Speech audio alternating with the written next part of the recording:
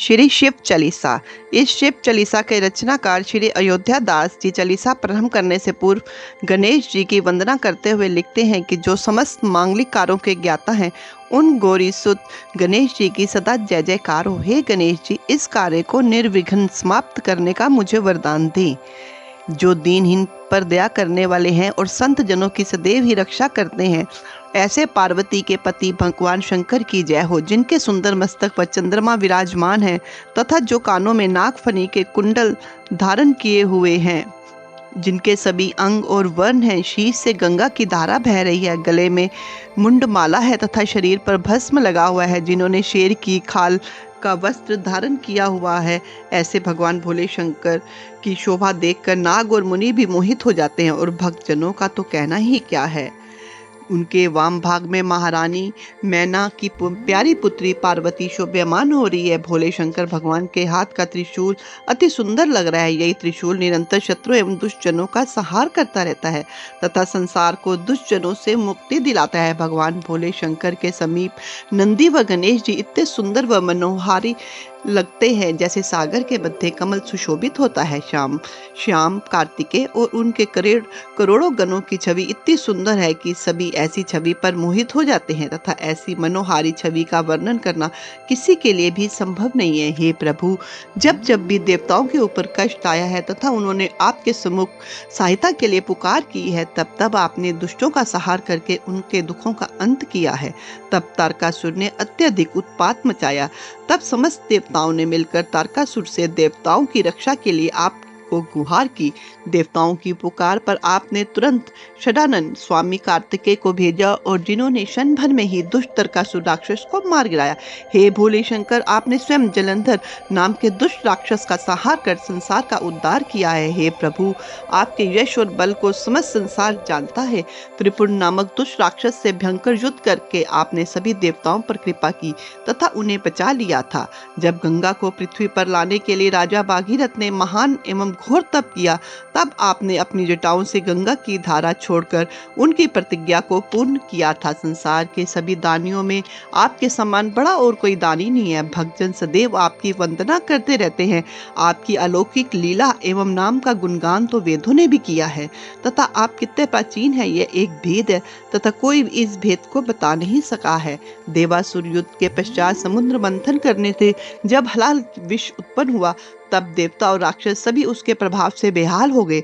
तब हे महादेव, आपने दया कर उनकी सहायता की तथा उस विष का पान किया और फिर तभी से आपका नीलकंठ नाम भी प्रसिद्ध हुआ। लंका पर चढ़ाई करने से पूर्व श्री रामचंद्र जी ने आपका श्रद्धा पूर्वक पूजन किया और आपकी कृपा से रावण का संहार कर लंका जीतकर विभीषण को दान में दे दी। भगवान श्री रामचंद्र जी ने जब सहस्त्र कमल द्वारा आपकी पूजा करनी चाहिए, तो आपने फूलों में विराज कर उनकी परीक्षा ली।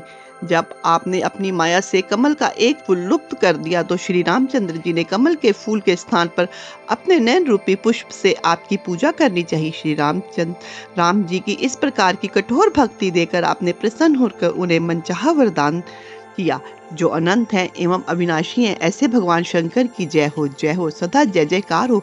सबके हृदय में निवास करने वाले आप सब पर कृपा कर अपने भक्तजनों का उद्धार करते हैं। हे नीलकंठ, बहुत से दुर्जन मुझे प्रतिदिन सताते रहते हैं, इस कारण मैं भ्रमित हो जाता हूँ तथा मुझे चैन एवं आराम नहीं मिलता है। हे भोलेनाथ, इन संसारिक विघ्नों से त्रस्त दुखी होकर मैं आपका स्मरण करता हूँ। आप इस संकट की घड़ी में मुझ दीन पर कृपा कर मेरा उद्धार कीजिए। हे महादेव, आप अपने त्रिशूल द्वारा मेरे शत्रुओं का नाश कर मुझे इस संकट से बचा लीजिए तथा इस भवसागर से उभार लीजिए। हे भोले, मेरे माता पिता भाई आदि सबकी सगे संबंधी है, परंतु वे केवल सुख में ही साथ देते हैं, कष्ट आने पर कोई पूछता भी नहीं है। हे जगत के स्वामी, अपने कष्टों के निवारण हेतु केवल आप ही ऐसे हैं जिनसे मुझे आशाएं हैं।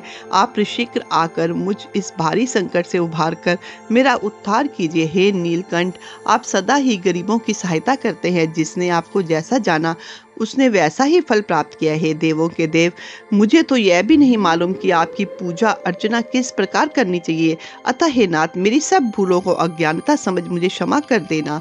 हे भोले शंकर, आप ही संकटों का नाश करने वाले हैं, सभी मंगल कार्यों को कराने वाले तथा विघ्न बाधाओं का विनाश करने वाले भी आप ही हैं। सभी योगी जन, यति व मुनिजन सदैव आपका ध्यान एवं पूजन करते हैं। योगी राज नारद और माता सरस्वती भी आपके समक्ष शीश नवाते हैं। पंचाक्षर मंत्र ओम नमः शिवाय का निरंतर जप करके भी ब्रह्मा आदि समस्त देवतागण भी आपकी अपरंपार लीला को पार ना पा सके। जो प्राणी पूर्ण निष्ठा से श्रद्धा पूर्वक इस शिव चालीसा का पाठ करता है, भगवान भोले शंकर सभी प्रकार से उसकी सहायता करते हैं तथा उसकी समस्त मनोकामनाएं पूर्ण कर उसका उद्धार करते हैं।